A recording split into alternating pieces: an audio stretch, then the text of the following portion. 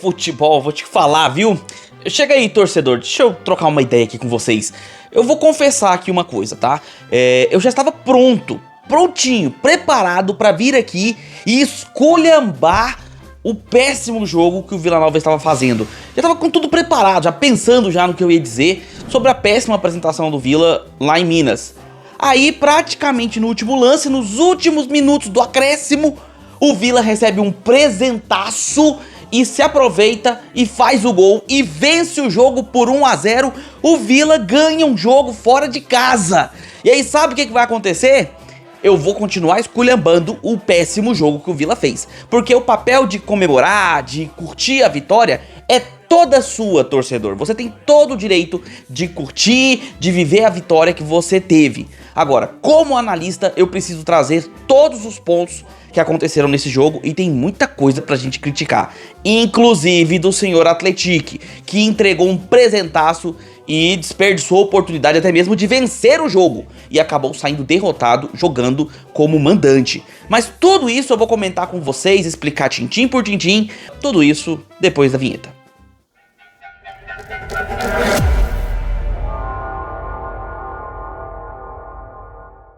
Fala aí, seus torcedores que não recusam presente! Sejam bem-vindos ao canal, meu nome é Victor Gader.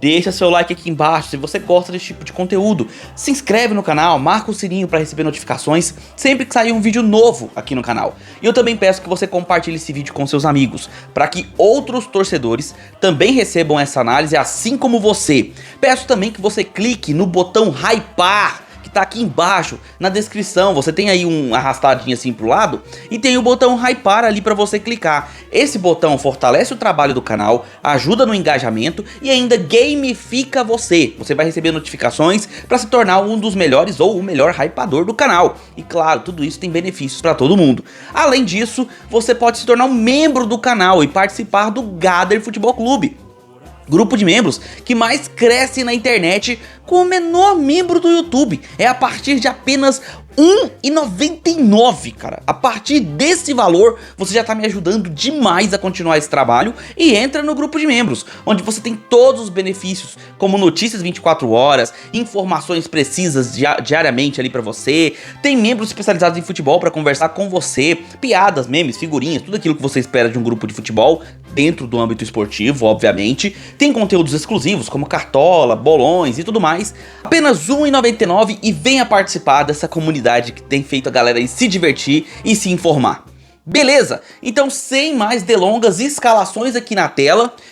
O Atlético, que faz a sua estreia na Série B, né? Já teve aí enfrentando um outro goiano, o seu coleguinha de nome, o Atlético Goianiense, recebe o Vila Nova e o Atlético não vem de bons resultados. Apesar de que venceu, né, o último jogo em cima do Volta Redonda, mas ainda pena na parte de baixo da tabela. Natural que na primeira participação na Série B o time não tenha tanta facilidade assim, né? Vai ter alguns momentos em que vai oscilar, vai pegar uns times mais cascudos na competição, e isso no começo da temporada pode até mesmo ajudar o time a se colocar nos prumos. E com isso, o time vem melhorando sob o comando do Roger. Roger que treina o time aí, que vem à frente com dois jogadores conhecidos aqui do velho público goiano, como o Max, que já jogou pelo Atlético Goianiense, e o Gelado, que é o lateral, que já jogou no Vila Nova e hoje é lateral do Atlético. Na frente ele tem o Neto como o centroavante e o Ezequiel como meia, além de outros jogadores ali que já passaram por outros clubes e hoje defendem as cores do esquadrão. Agora, o Atlético recebe o Vila Nova, que fora de casa costuma ter dificuldades, costuma sempre ter um estilo de jogo diferenciado, muito mais defensivo, buscando ser mais reativo. E para piorar, o Vila vem cheio de desfalques. Sendo assim, a escalação trouxe o Vinícius Paiva pela direita, jogando por ali, e o Gabriel Silva pela esquerda. Na frente, o Poveda. No meio de campo, dois jogadores que teoricamente seriam jogadores de criação, o Igor Henrique e o Diego Torres, além do João Vieira como volante.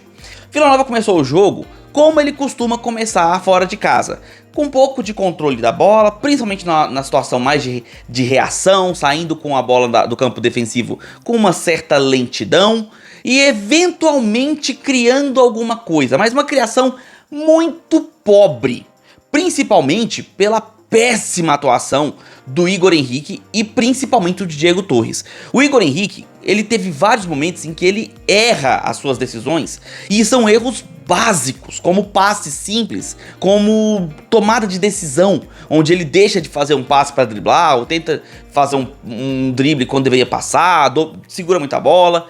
Mas pelo menos o Igor Henrique estava no jogo.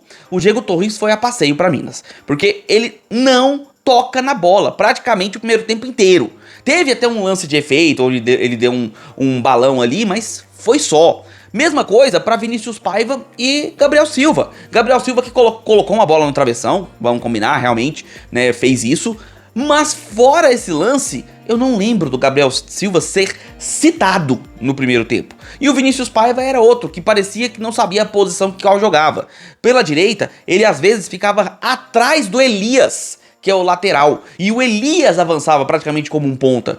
Então assim, você pode ver que o time estava bem desorganizado e, na boa, não é nem culpa do Lacerda. Eu sei que tem muito torcedor que gosta de culpar o técnico, mas hoje eu não consigo culpá-lo, porque, na teoria, a escalação tá correta. Ele veio com 2 pontas de velocidade, com certa habilidade individual, o Poveda como um centroavante, né, que é o centroavante que, inclusive, participa muito das jogadas, e 2 meias, que deveriam servi-los, o Igor Henrique e o Diego Torres, mas os 2 meias sumidos ou desnecessariamente errados no jogo.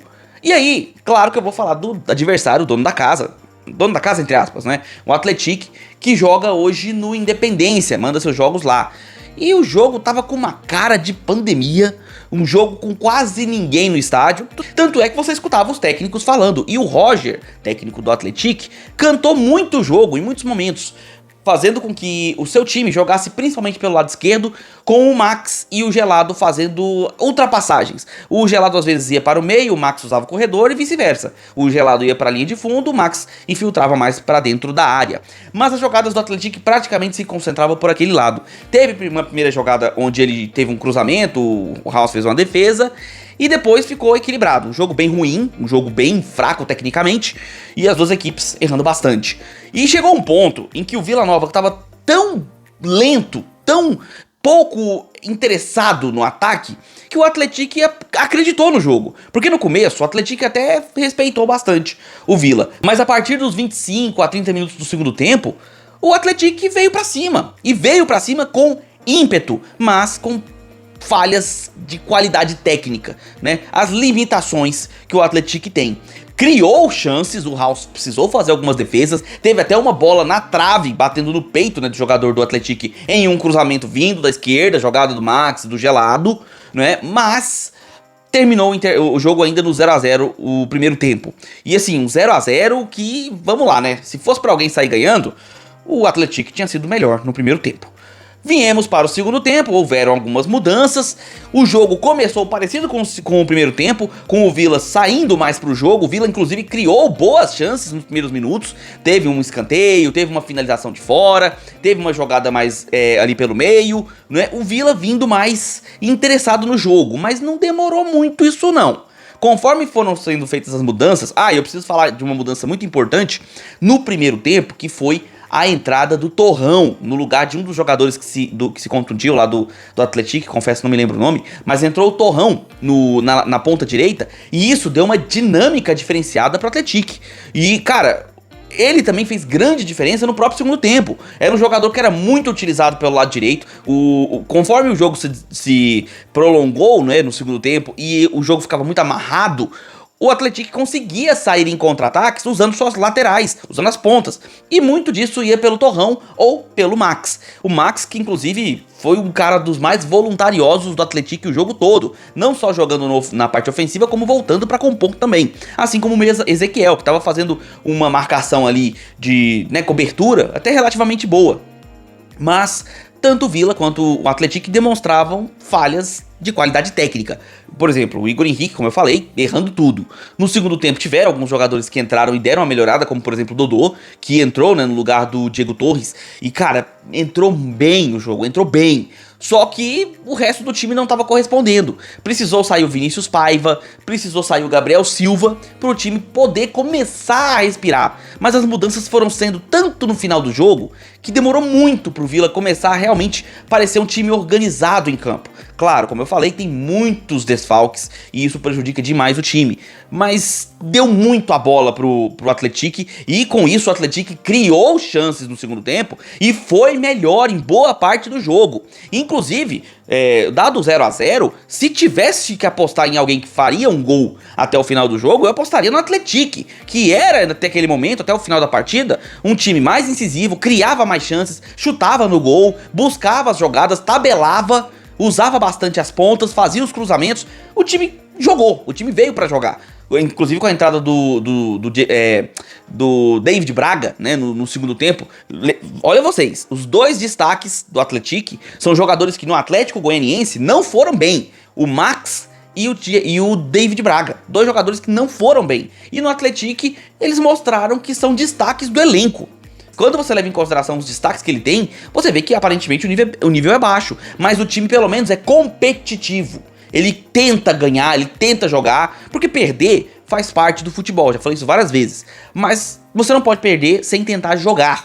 E estávamos indo para um 0-0, onde o Villa buscava até mesmo esse 0-0, estava buscando levar esse ponto fora de casa, quando acontece a entrega do jogo pelo Atlético. O zagueiro Fumaça foi sair tocando no meio, uma saída bem boba, não tinha nem marcação-pressão. Ele toca uma bola fraca e essa bola morre nos pés do jogador do Villa, que se antecipa, contra-ataque 3 contra 2, a bola é tocada para a esquerda para o Dodô, que faz um belo de um corte no zagueiro do Atlético, inclusive no próprio Fumaça, se não me engano, né, que é ele que é driblado, e toca na saída do goleiro, fazendo 1-0 nos acréscimos. E assim, já se dizia na transmissão, e eu até concordava com a galera, que quem fizesse o gol provavelmente venceria. Não seria um jogo para muitos gols.